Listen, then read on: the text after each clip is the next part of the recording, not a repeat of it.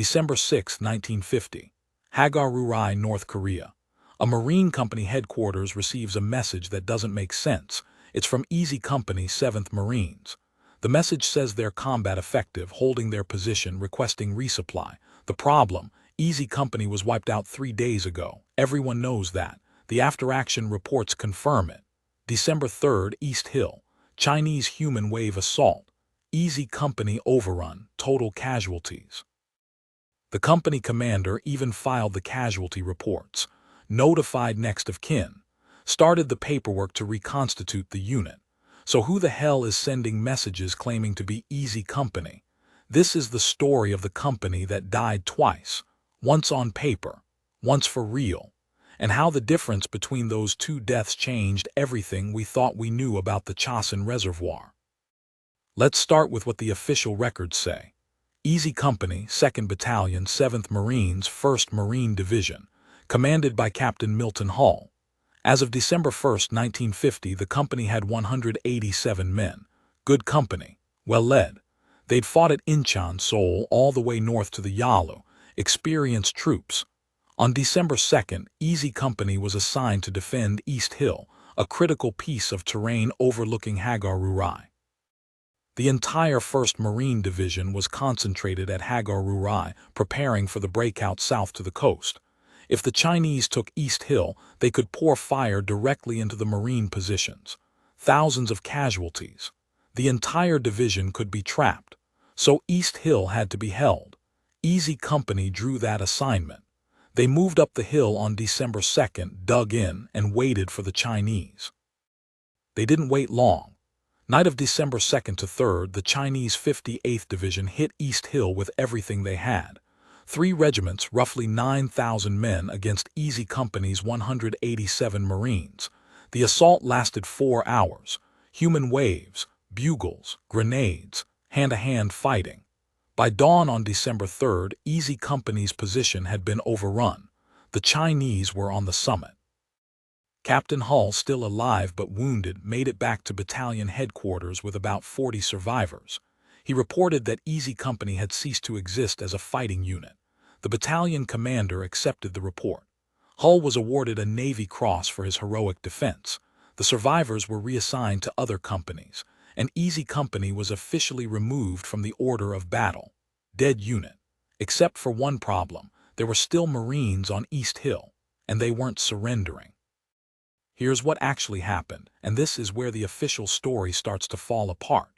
When the Chinese overran Easy Company's main position, they didn't get everyone. About 60 Marines, cut off from the main body, retreated to a secondary position on the reverse slope of the hill. These weren't cowards. These were men who'd been holding forward positions, got surrounded, and fought their way to the only place they could defend. They were led by 1st Lieutenant Raymond Ball, 24 years old. ROTC Commission. This was his first combat deployment.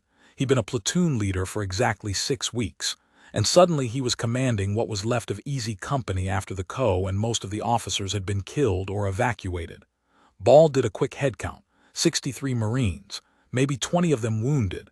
Ammunition situation critical, maybe 30 rounds per rifle, a handful of grenades, 1 machine gun with half a belt, radio destroyed.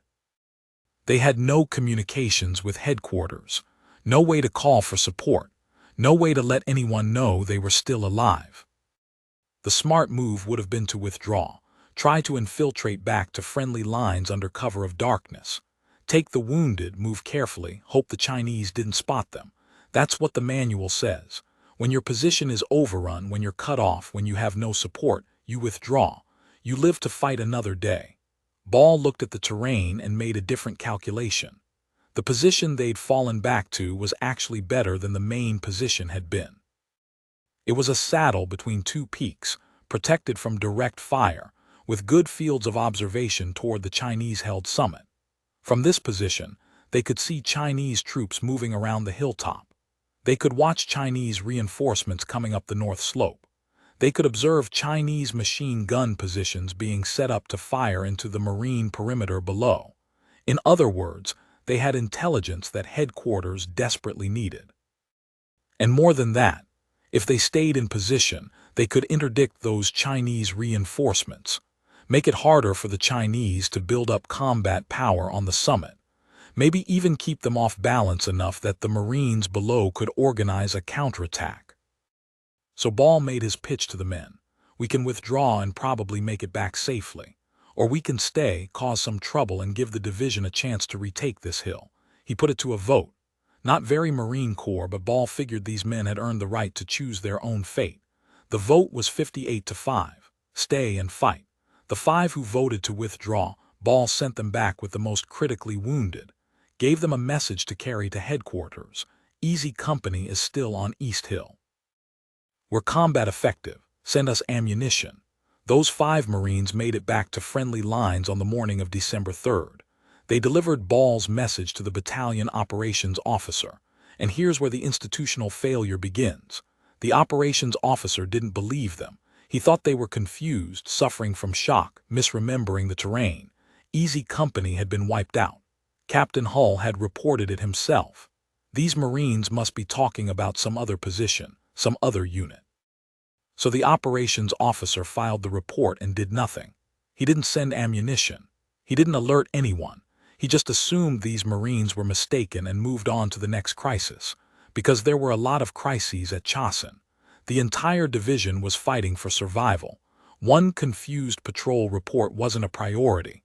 Meanwhile, Ball and his 58 Marines were still on East Hill, waiting for the ammunition that wasn't coming, and watching the Chinese build up for the next assault. December 3rd, daytime. The Chinese were consolidating their hold on East Hill. They'd taken casualties during the night assault, probably 400 to 500 killed or wounded. But they'd won. They held the summit, and now they were preparing to use that position to destroy the Marines below. Ball's group watched Chinese troops setting up mortars, positioning machine guns, hauling ammunition up the slope. And they realized, if they didn't do something, by nightfall the Chinese would be able to rain fire on the Marine positions. Thousands of Marines would die. So Ball decided, we're not waiting for orders.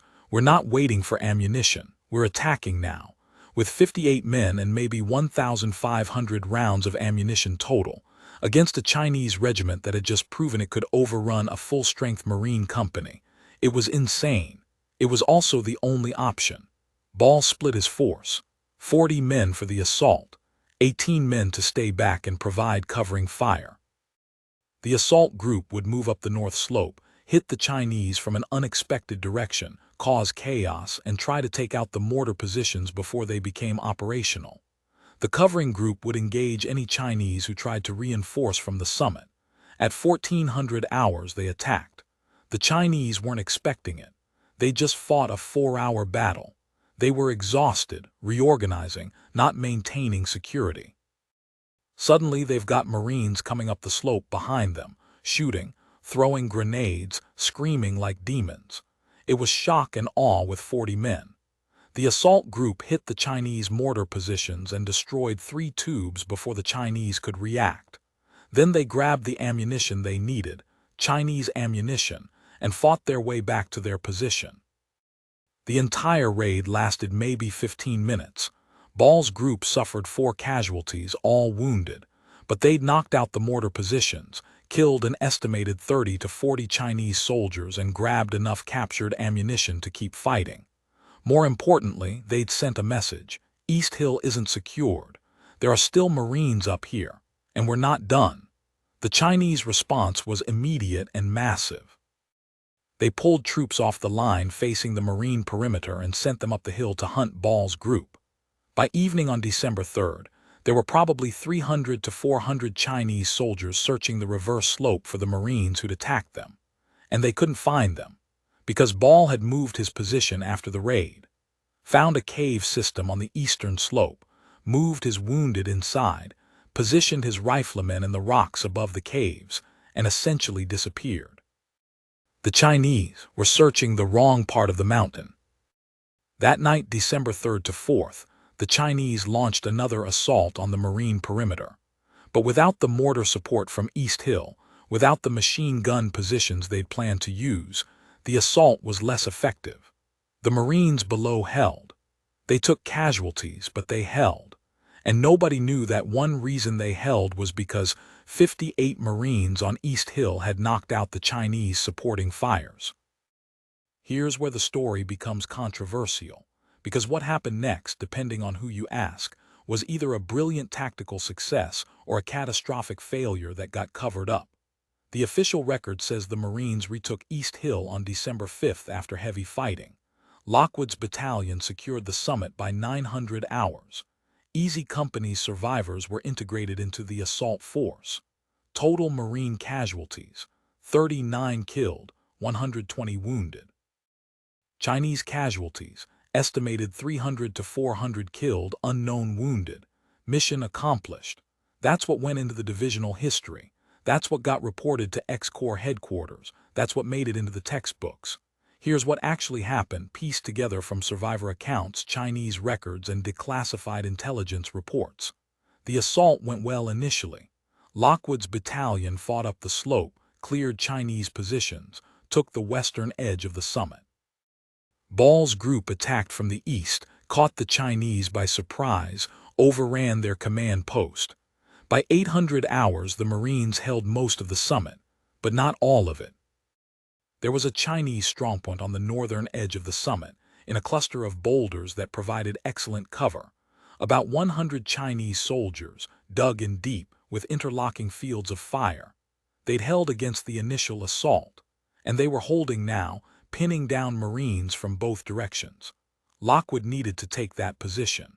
As long as the Chinese held it, they could bring reinforcements up the north slope and retake the summit. But every time the Marines tried to assault the strongpoint, they got cut down. Machine gun fire from multiple positions. The Chinese had turned those boulders into a fortress. After 3 failed assaults and 20 casualties, Lockwood called for fire support. Artillery couldn't hit it, the angle was wrong. Aircraft couldn't hit it, too close to friendly forces. The Marines would have to take it with infantry, which meant more casualties. Maybe a lot more casualties. That's when Ball volunteered. He'd take his group, what was left of Easy Company, and they'd flank the strongpoint from the north. Move along the ridge, get above the Chinese position, and attack downhill. It was dangerous. They'd be exposed while moving along the ridge. If the Chinese spotted them, they'd be slaughtered. But Ball figured his men had already beaten the odds 3 times. Why not try for 4? Lockwood approved it. What else could he do? He needed that strongpoint taken, and Ball was offering to do it. At 8:30 hours, Ball's group moved out. 54 men, now down to 49 after casualties during the assault. They moved along the ridgeline, staying low, using the terrain. The Chinese spotted them about halfway. Machine gun fire from the strongpoint, trying to hit Marines 200 yards away on a ridgeline. It's hard shooting, especially with heavy weapons. Most of the fire went high. But some of it connected. Ball lost 3 men on that ridge, killed by machine gun fire while they were completely exposed. The rest kept moving, reached the high ground above the strongpoint, and attacked straight down the slope. It was gravity-assisted assault. They just ran downhill, shooting everything that moved, throwing grenades into the boulders, overwhelming the Chinese through speed and aggression.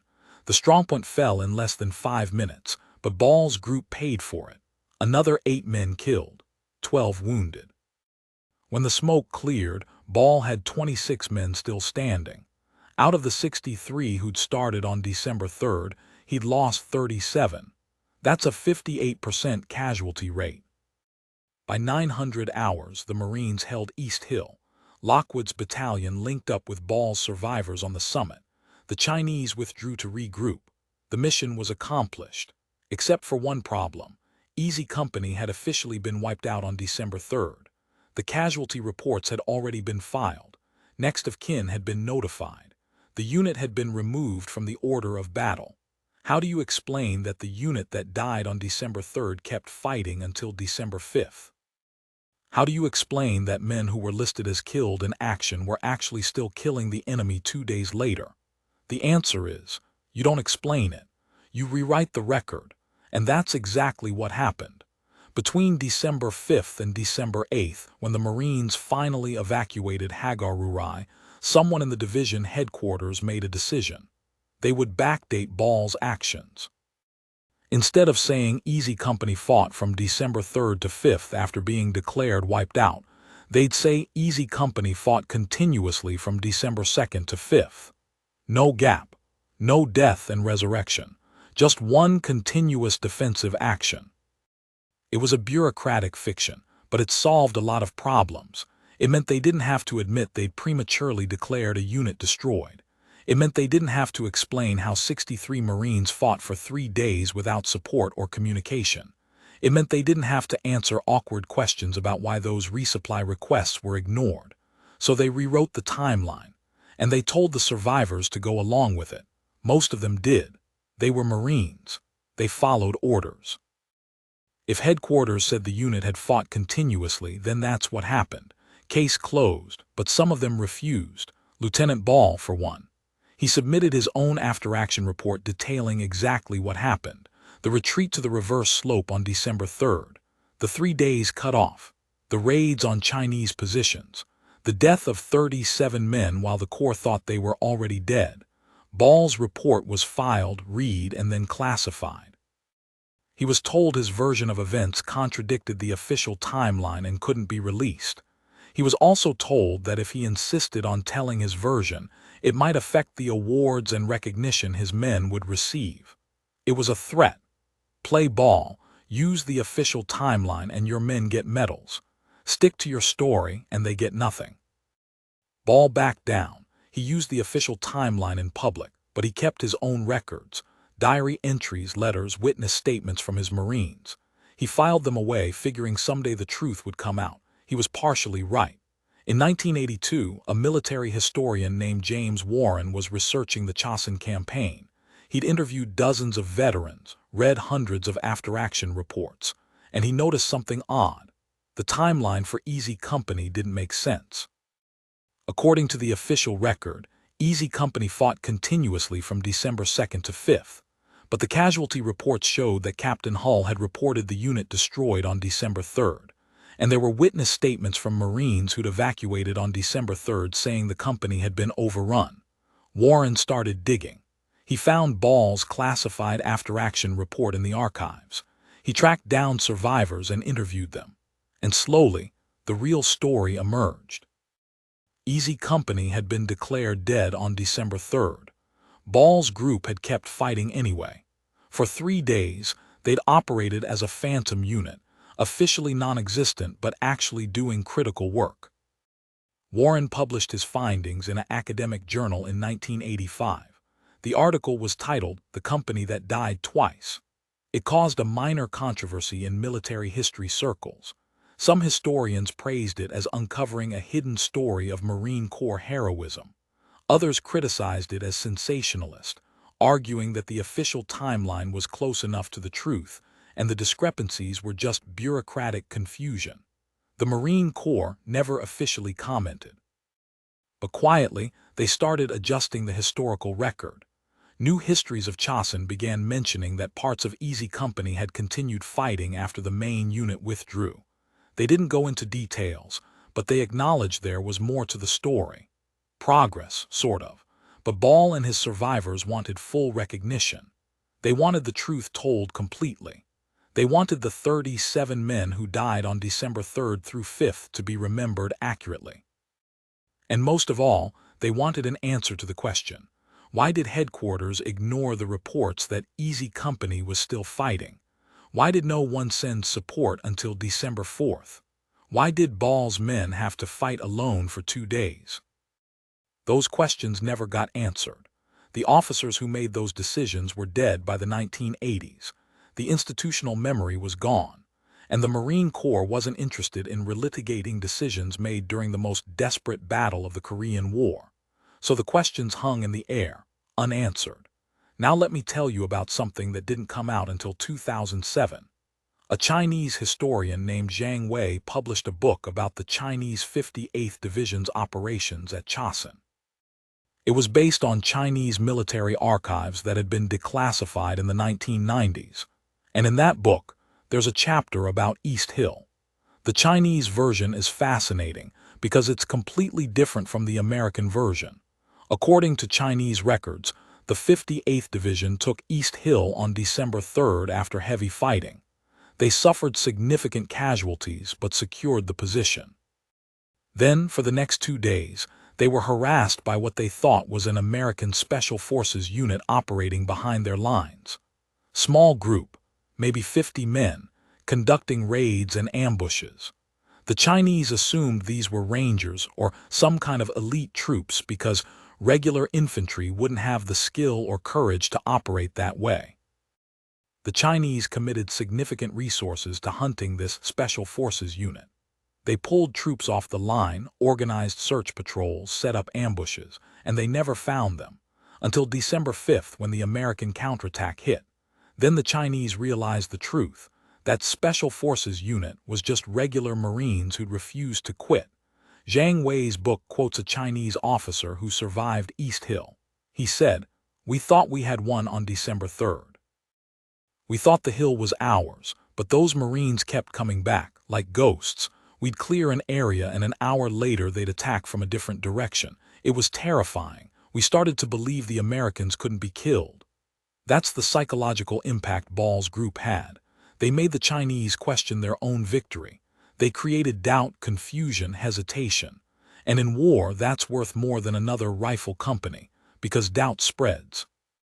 The Chinese troops who fought on East Hill told other units about the Marines who wouldn't die. And those stories affected Chinese morale throughout the Chosin campaign. It's impossible to quantify, but it was real. Zhang Wei's book never got much attention in the West.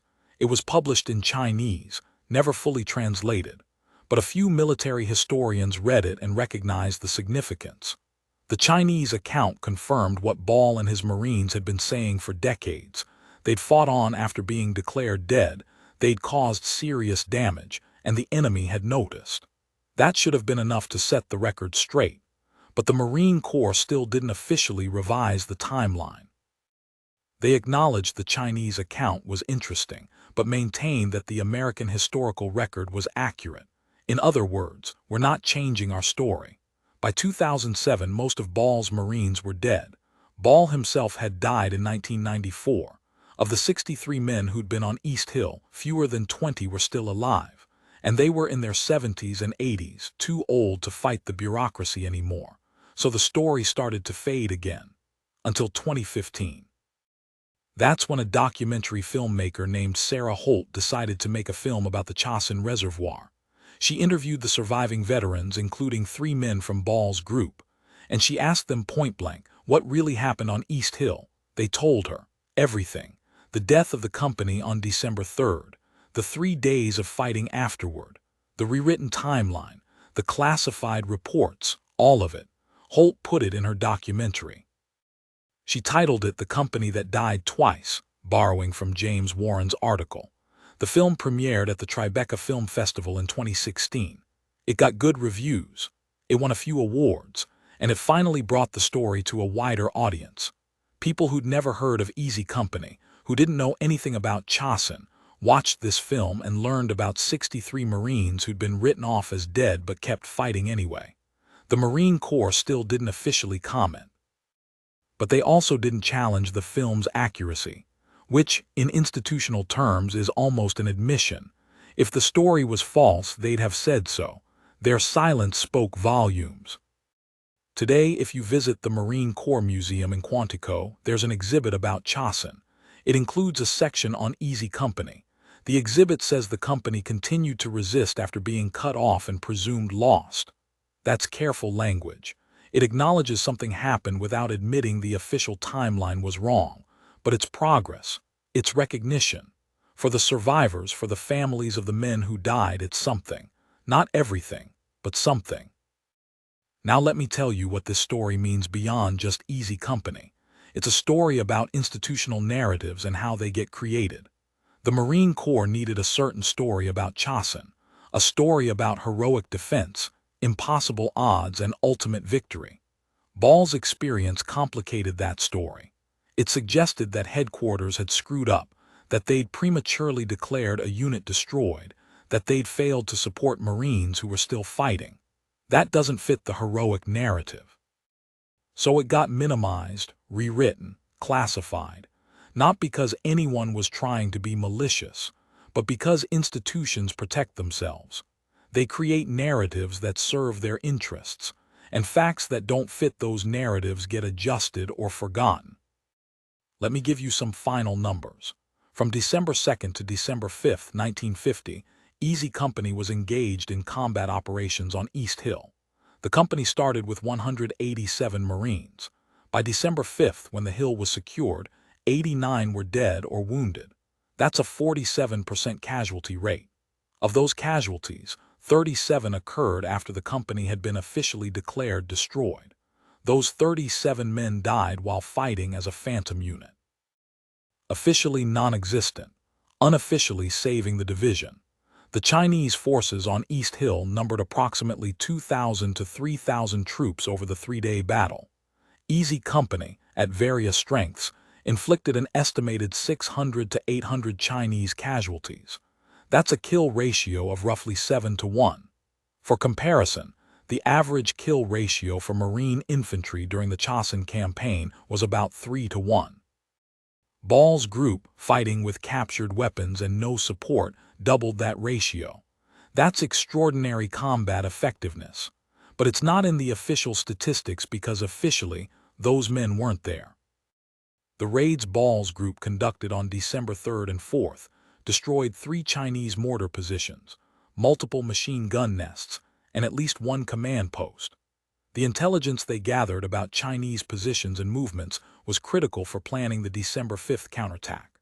The psychological impact they had on Chinese forces is impossible to quantify but clearly significant based on Chinese historical accounts.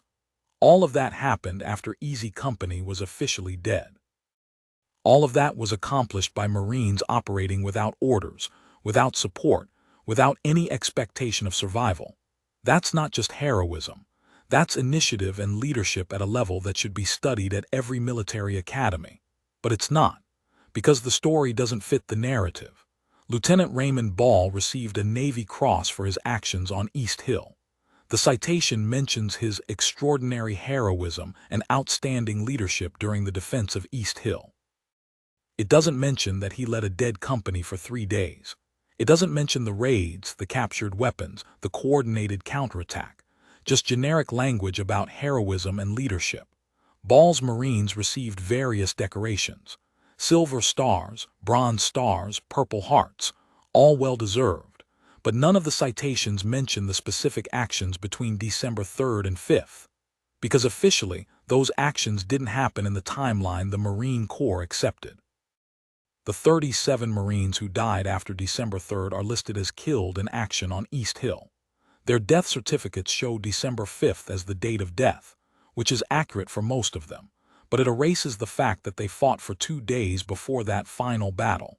It erases their raid on the Chinese mortar positions. It erases the patrol they conducted to reestablish communications. It erases the reality of what they did. And that's the real tragedy, not that these men died. They were Marines at Chosin. Death was always a possibility. The tragedy is that their deaths were bureaucratically tidied up to fit a narrative that didn't include their most extraordinary actions. They deserved better. Their families deserved to know what they really did, and future Marines deserved to learn from their example. But institutional convenience took priority over historical truth, and that's wrong. Now, I want to be clear about something. I'm not blaming the Marine Corps as an institution.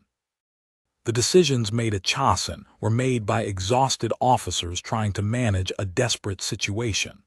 They were making the best calls they could with limited information and enormous pressure. When they declared Easy Company destroyed on December 3rd, that was a reasonable assessment based on Captain Hull's report. When they didn't immediately respond to reports of survivors, that was understandable given the chaos at Hagar-Rurai. These weren't malicious decisions. They were human decisions made under extreme stress. The problem isn't the decisions made at Chosin. The problem is what happened after the war. When there was time to review the records, to interview survivors, to establish an accurate timeline, that's when the Marine Corps should have acknowledged the complications, admitted the gaps in the official story, and given full credit to Ball's Marines. Instead, they protected the narrative. And that's when it became a problem. Because protecting the narrative means sacrificing the truth. And when you sacrifice the truth, you lose the lessons. What could we have learned from Ball's experience?